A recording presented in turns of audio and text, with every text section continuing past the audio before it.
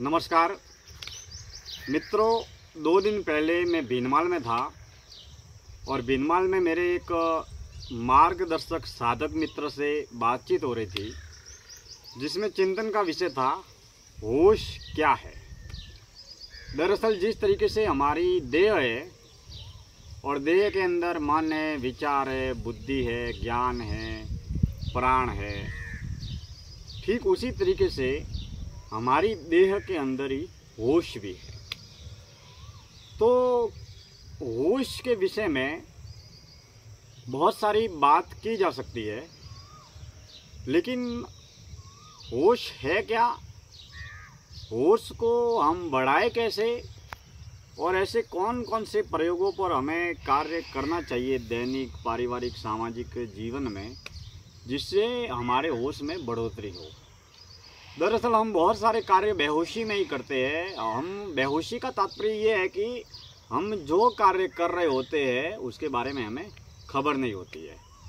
हम कई बार किसी को कुछ बोल देते हैं और हमने क्या बोला हमको खुद को मालूम नहीं होता।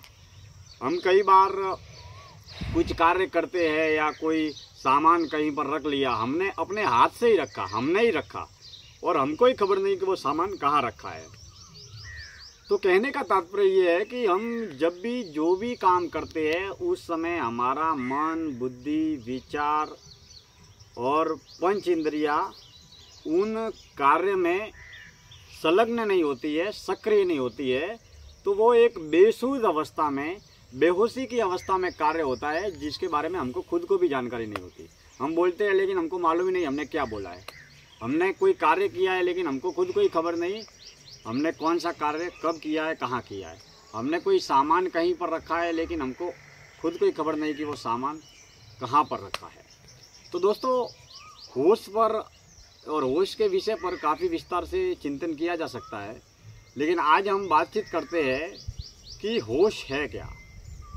दरअसल होश को हम कुछ उदाहरणों के माध्यम से समझते हैं। जैसे मान लीजिए एक जो गर्भवती औरत होती है और वह 9 महीने कोख में अपने बच्चे को रखती है, तो जब वह गर्भवती औरत के रूप में अपना जीवन को जीती है तो वह पूर्ण रूप से सजग, सतर्क और सावधानी की अवस्था में रहती है और जीवन को जीती है।